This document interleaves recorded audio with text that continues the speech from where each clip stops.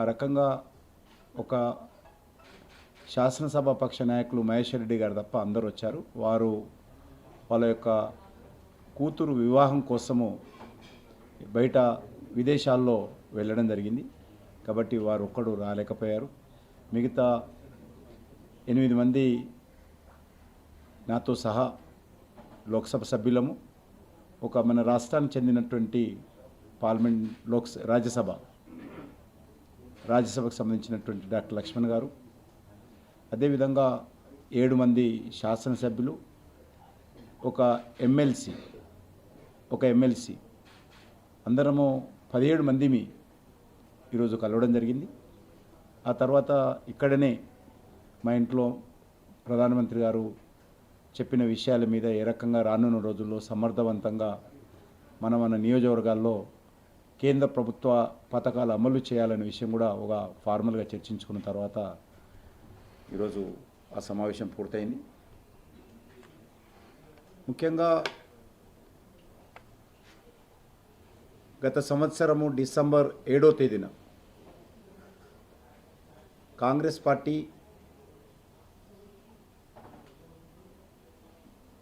అధికారంలోకి వచ్చినటువంటి నేపథ్యంలో 7వ తేదీ నాడు ముఖ్యమంత్రిగా ప్రమాణ స్వీకారం చేయడం జరిగింది.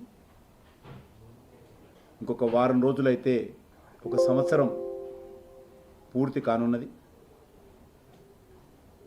ఎన్నికలకు ముందు అనేక రకాల హామీలు, డిక్లరేషన్స్, గ్యారంటీలు, సబ్ గ్యారంటీలు కాంగ్రెస్ పార్టీ ఇవ్వడం జరిగింది.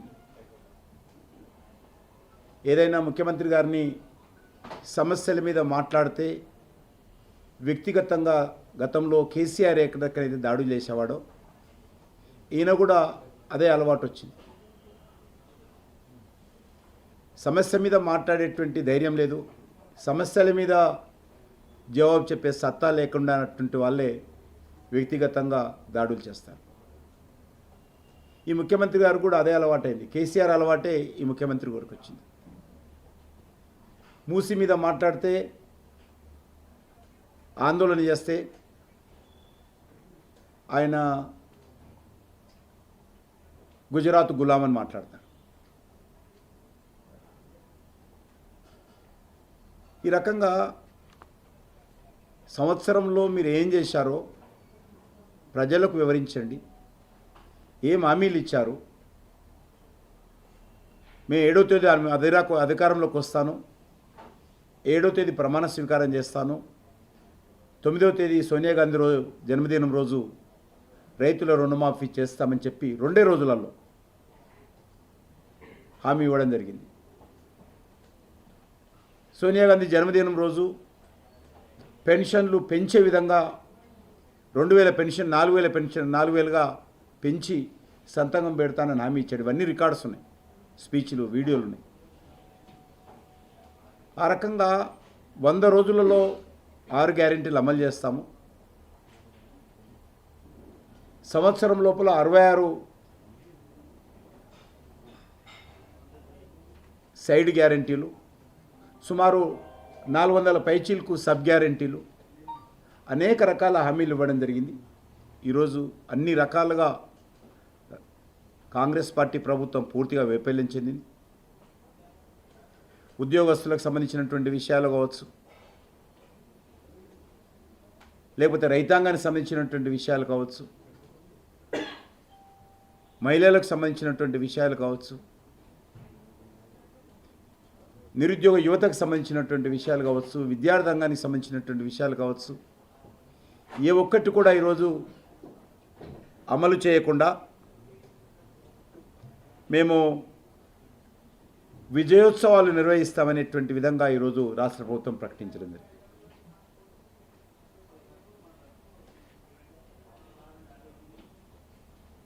ఏడాదిలో వారు సాధించిందని నేను అడుగుతా ఉన్నా. బెదిరింపులు,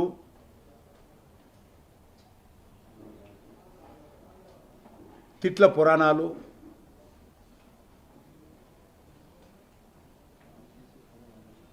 వ్యక్తిగత దాడులు, అక్రమ కేసులు,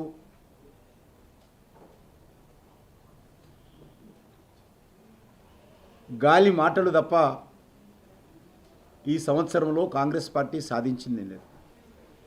నేనేదైనా సమస్య మీద మాట్లాడితే కిషన్ రెడ్డి డిఎన్ఏ ఏంటి అని మాట్లాడతాడు. మా డిఎన్ఏ, నా DNA Bharatiya Janata party DNA. మిగతా వాళ్ళలాగా 10 పార్టీలు తిరిగిన డిఎన్ఏ నాది కాదు.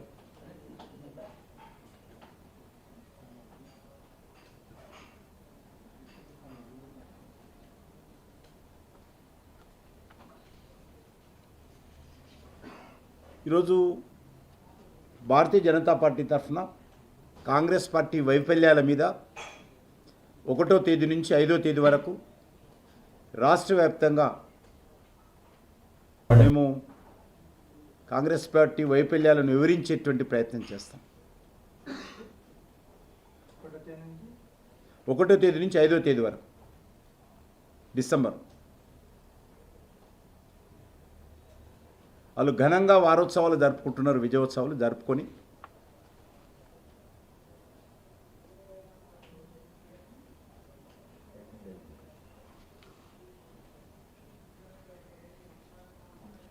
పరిస్థితి ఎట్లందంటే గత 4-5 నెలలుగా రెసిడెన్షియల్ స్కూళ్ళల్లో చదువుకునేటువంటి అమ్మాయిలు కానీ అబ్బాయిలు కానీ ఆందోళన చేస్తున్న విషయం.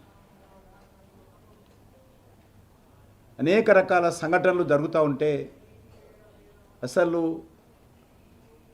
ముఖ్యమంత్రి గారు ప్రతిపక్షాల మీద తిట్టడానికి పెట్టేటువంటి దృష్టి పాలన మీద పెడితే బాగుంటుంది.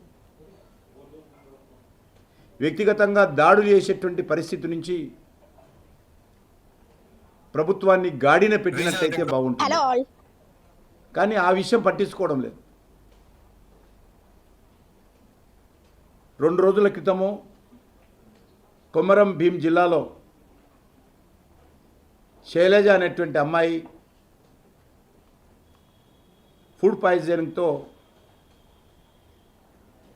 చనిపోవడం జరిగింది. ఇలాంటి విషయాల మీద ముఖ్యమంత్రి గారు దృష్టిని కేంద్రీకరించాలి. ఊకే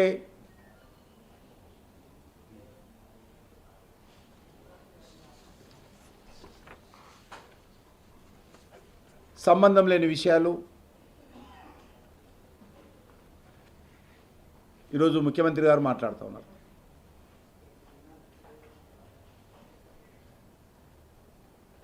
అందుకే ఈరోజు భారతీయ జనతా పార్టీ తరఫున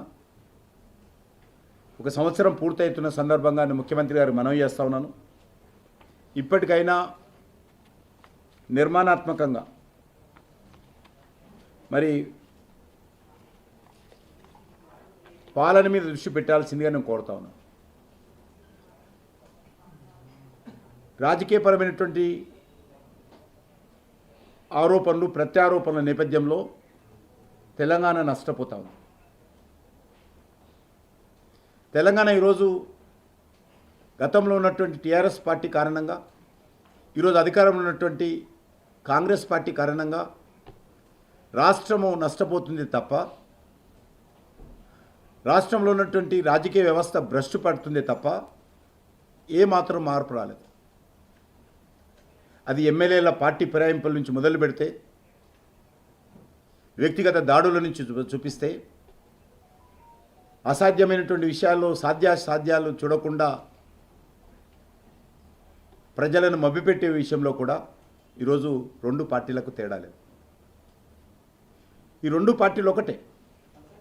ఈరోజు గతంలో కాంగ్రెస్ పార్టీ రాజశేఖర్ గారు ఉన్నప్పుడు టీఆర్ఎస్ ఎమ్మెల్యేలను చేర్చుకున్నాడు. కేసీఆర్ ముఖ్యమంత్రి అయిన తర్వాత కాంగ్రెస్ ఎమ్మెల్యేలను చేర్చుకుని మంత్రి పదవులు చేశారు. ఈరోజు మళ్ళీ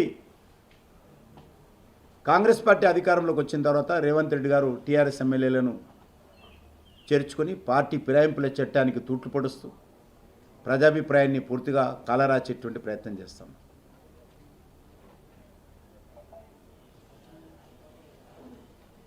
రాష్ట్ర హైకోర్టు కూడా ఈ విషయంలో స్పీకర్ గారికి సలహా ఇవ్వడం జరిగింది. సకాలంలో సరైన నిర్ణయం తీసుకోవాలని. కానీ ఆ విషయంలో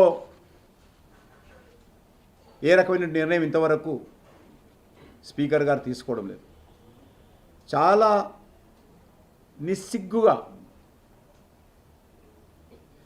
కాంగ్రెస్ పార్టీ నుంచి గెలిచినటువంటి ఎమ్మెల్యేలు గతంలో టీఆర్ఎస్ ప్రభుత్వంలో మంత్రులుగా చేశారు, కనీసం రాజీనామా చేయకుండా. ఈరోజు టీఆర్ఎస్తో గెలిచినటువంటి ఎమ్మెల్యేలు ఎమ్మెల్యే పదవికి రాజీనామా చేయకుండానే ఎంపీలుగా కాంగ్రెస్ తరఫున ఎంపీలుగా పోటీ చేసినటువంటి పరిస్థితి.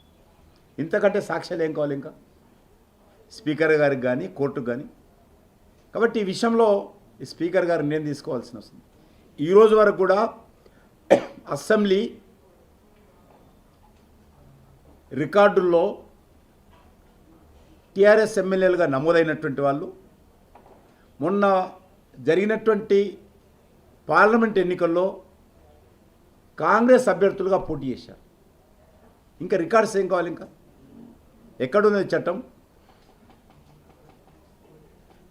కాబట్టి ఆ దిశలో ఈ రెండు పార్టీలకు ఏమాత్రం తేడా లేదు. భారతీయ జనతా పార్టీ తరఫున కాంగ్రెస్ పార్టీ వైఫల్యాల మీద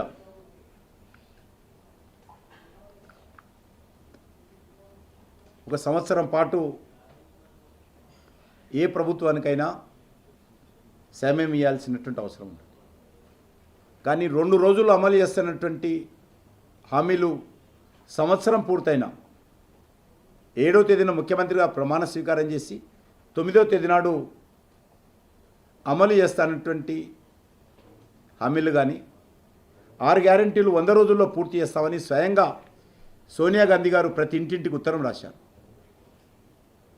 ప్రతి ఇంటికి ఈరోజు కరపత్రం ఉంది. 100 రోజుల్లో అమలు చేస్తామన్నటువంటి హామీలు ఏవి కూడా ఇంతవరకు అమలు జరగలేదు. తూతూ మంత్రంగా అమలు చేసినట్టు నటిస్తున్నారు. కానీ ఈరోజు ప్రజల్లో అన్ని వర్గాలు, ఇటు నిరుద్యోగులు, ఏదైతే రాహుల్ గాంధీ రేవంత్ రెడ్డి గారు హైదరాబాద్లోని అశోక్ నగర్ లైబ్రరీ దగ్గరికి వచ్చి ఆ రోజు అనేక రకాల మాటలు మాట్లాడారు. ఎలక్షన్స్కు ముందే ఎలక్షన్ మేనిఫెస్టోగా జాబ్ క్యాలెండర్ ప్రకటించారు. మేము అధికారంలోకి వస్తే పలానా రోజు పలానా ఉద్యోగాలు నోటిఫికేషన్ ఇస్తామని. ఇంతవరకు ఒక నోటిఫికేషన్ కూడా ఇవ్వలేదు. జాబ్ క్యాలెండర్స్ ఏవి కూడా ఈ సంవత్సరం లోపల అమలు చేస్తానటువంటిది ఒక్కటి కూడా అమలు చేయలేదు. ఈ రకంగా ప్రతి ఒక్క సెక్టారు, రైతు నేస్తం ఎకరానికి 15,000 ఇస్తారా ఇవ్వరా? కౌలు రైతులకు 15,000 ఇస్తారా ఇవ్వరా? రైతు కూలీలకు 12,000 ఇస్తారా ఇవ్వరా?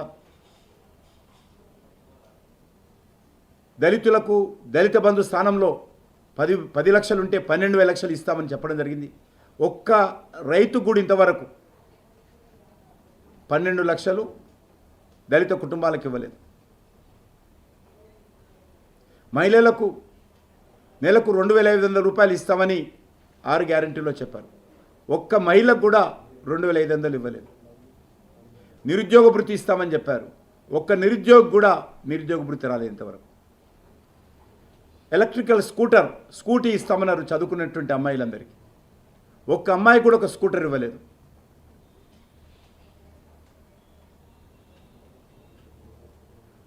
సుమారు 13 పంటలకు 500 రూపాయల బోనస్ ఇస్తామన్నారు. కనీసం ధాన్యాన్ని కూడా సన్నధాన్యం అని ఇప్పుడు వంకర పెట్టి అది కూడా నిర్వీర్యం చేయడం జరిగింది. ఏ ఒక్క పంటకు కూడా బోనస్ ఇవ్వలేదు.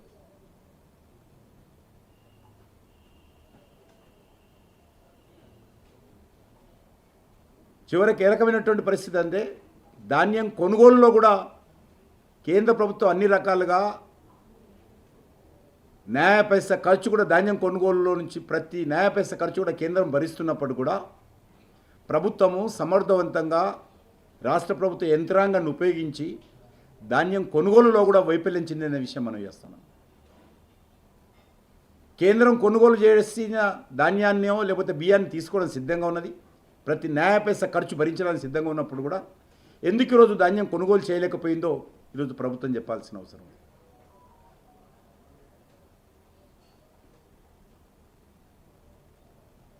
మహిళలకు సంబంధించినటువంటి అనేక రకాల హామీలు, తులం బంగారం కావచ్చు, కళ్యాణ లక్ష్మి కావచ్చు, లేకపోతే వృద్ధాప్య పెన్షన్ కానీ, వితంతువుల పెన్షన్ కానీ, దివ్యాంగుల పెన్షను 6,000 చేస్తామన్నారు. ఏ ఒక్క పెన్షన్ కూడా పెరగలేదు. ఒక్క కొత్త రేషన్ కార్డు ఇవ్వలేదు ఈ రోజు వరకు కూడా టీఆర్ఎస్ పుణ్యమని, కేసీఆర్ పుణ్యమని, ఆంధ్రప్రదేశ్కి రాజశేఖర్ గారు ఉన్నప్పుడు ఇచ్చినటువంటి రేషన్ కార్డ్సే ఈరోజు కొనసాగుతున్నాయి. తెలంగాణ ఏర్పడి 11 సంవత్సరాలు అవుతున్నప్పటికీ కూడా తెలంగాణ రాష్ట్రం పేరు మీద రేషన్ కార్డు ఇవ్వలేనటువంటి పరిస్థితుల్లో టీఆర్ఎస్ ప్రభుత్వము, కాంగ్రెస్ ప్రభుత్వము తెలంగాణ ప్రజలను ఏ రకంగా దగా చేస్తుందో అర్థం చేసుకోవచ్చు. రేషన్ కార్డు ఇవ్వలేనటువంటి పరిస్థితి ఉన్నది. తెలంగాణ వచ్చి కూడా 11 సంవత్సరాలు అవుతున్నది. ఒక్క కొత్త పెన్షన్ ఇవ్వనటువంటి పరిస్థితి. లక్షలాది దరఖాస్తులు రేషన్ కార్డు కోసం, లక్షలాది దరఖాస్తులు పెన్షన్ కోసం ఉన్నప్పుడు కూడా ఒక్కటి కూడా ఇవ్వలేనటువంటి పరిస్థితుల్లో ఉన్నది. అందుకే నేను ప్రభుత్వాన్ని కోరుతా ఉన్నాను, మీరు పాలన మీద దృష్టి పెట్టండి. ఏ ప్రభుత్వానికైనా 6 నెలలు సమయం పడుతుంది, లేకపోతే 8 నెలలు పడుతుంది. కానీ ఇంకా మేము ఎక్కిస్తా, తొక్కిస్తా, బుల్డోజర్ తొక్కిస్తా అనే మాటలతోటే కాలం గడుపుతూ ఉన్నాడు. ఒక ముఖ్యమంత్రి గారు హుందాగా వ్యవహరించాలి. కానీ ఆయన ఎవరైనా సమస్య మీద మాట్లాడితే వ్యక్తిగతంగా విమర్శించేటువంటి ప్రయత్నం, దిగజారి విమర్శించేటువంటి ప్రయత్నం చేస్తున్నారు. ఇది ఈ రాష్ట్రంలో కేసీఆర్ ఈ సాంప్రదాయాన్ని ప్రవేశపెట్టాడు. ఆ సాంప్రదాయాన్ని విజయవంతంగా వ్యక్తిగత విమర్శలు చేసేటువంటి సాంప్రదాయము, పార్లమెంటరీ భాష కాకుండా అన్పార్లమెంటరీ లాంగ్వేజ్ ఉపయోగించేటువంటి సాంప్రదాయము కేసీఆర్ ప్రవేశపెడితే దాన్ని విజయవంతంగా ఈ ముఖ్యమంత్రి కొనసాగిస్తున్నారు.